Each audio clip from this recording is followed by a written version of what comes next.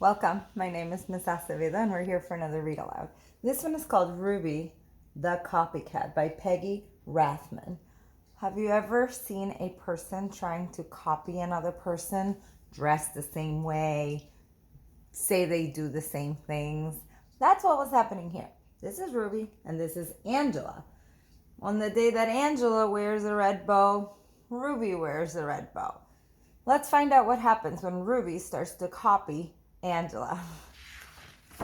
Ruby the Copycat. Monday was Ruby's first day in Miss Hart's class. "Class, this is Ruby," announced Miss Hart. "Ruby, you may use the empty desk behind Angela.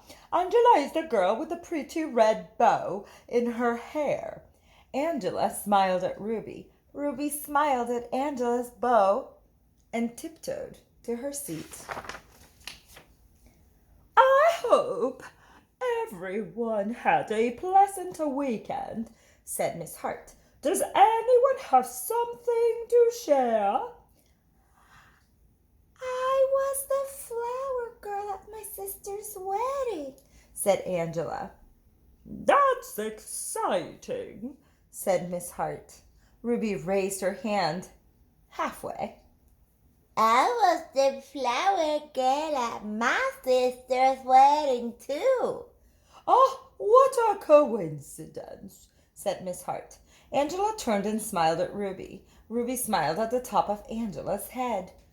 "Class, please take out your reading books," said Miss Hart. At lunchtime, Ruby hopped all the way home on one foot.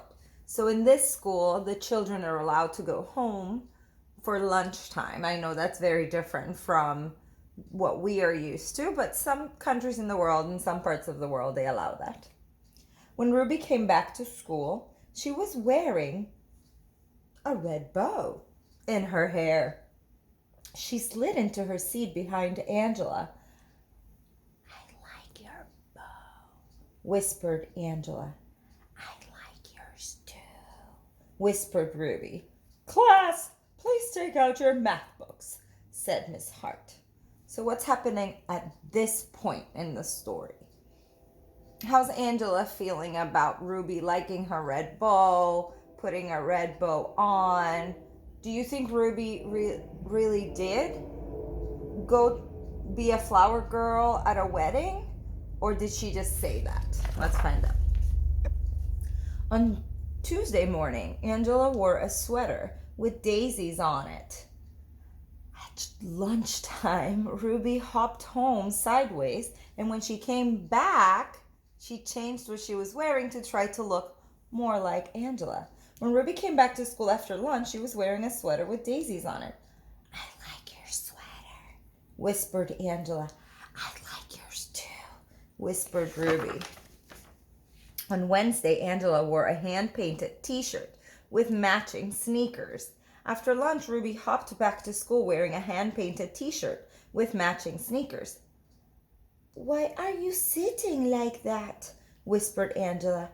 "Wet paint," whispered Ruby. On Thursday morning during sharing time, Angela modeled the flower girl dress she wore at her sister's wedding. Ruby modeled her flower girl dress too after lunch. But this time Angela didn't whisper anything. Do you think it was true that she also went to be a flower girl, or did she just make that up? How's Angela feeling at this point? By coincidence, on Friday morning, both girls wore red and lavender striped dresses. At lunchtime, Angela raced home. When Angela came back to school, she was wearing black. Something's happening. On Friday afternoon, Miss Hart asked everyone to write a short poem. "Who would like to read first?" asked Miss Hart. Angela raised her hand. She stood by her desk and read, "I had a cat I could not see because it stayed in back of me. It was a very loyal pet. It's sad we never really met." What does she mean by that poem? Is that poem about Ruby? And what is she trying to say about Ruby? That was very good, said Miss Hart. Now who's next? Miss Hart looked around the room. Ruby? Ruby stood and recited slowly. I have nice pet who I never met because it always stayed behind me, and I'm sure it was a cat too. Was that really her poem? Or is she trying to copy the words that Angela said? Look at the teacher. Uh-oh. Ruby smiled at the back of Angela's head. Someone whispered. Ruby sat down. What a coincidence, murmured Miss Hart. Angela scribbled something on a piece of paper. She passed it to Ruby. The note said, You copied me. I'm telling Miss Hart. P.S. I hate your hair that way.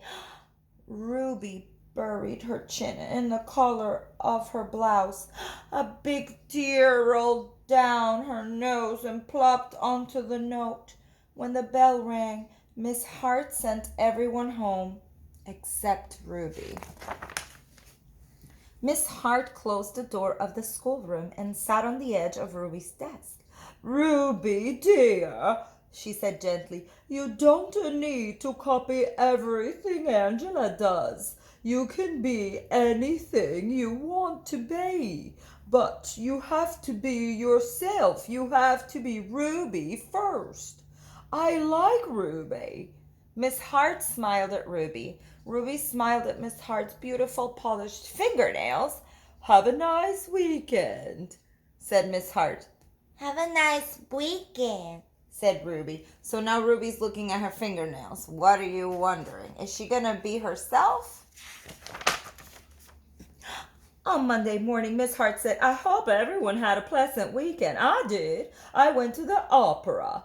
Miss Hart looked around the room. Does anyone have something to share? Ruby waved her hand. Glued to every finger was a pink plastic fingernail. I went to the opera too, said Ruby. She did not, whispered Angela. Miss Hart folded her hands and looked very serious. Ruby, dear, said Miss Hart, did you do anything else this weekend? Ruby peeled off a fingernail. I hopped, said Ruby. The class giggled. Ruby's ears turned red. But I did. I hopped around the picnic table 10 times. Ruby looked around the room. Watch. Ruby sprang from her desk. She hopped forward. She hopped backwards. She hopped sideways with both eyes shut. The class cheered and clapped their hands to the beat of Ruby's feet. Ruby was the best hopper they had ever seen.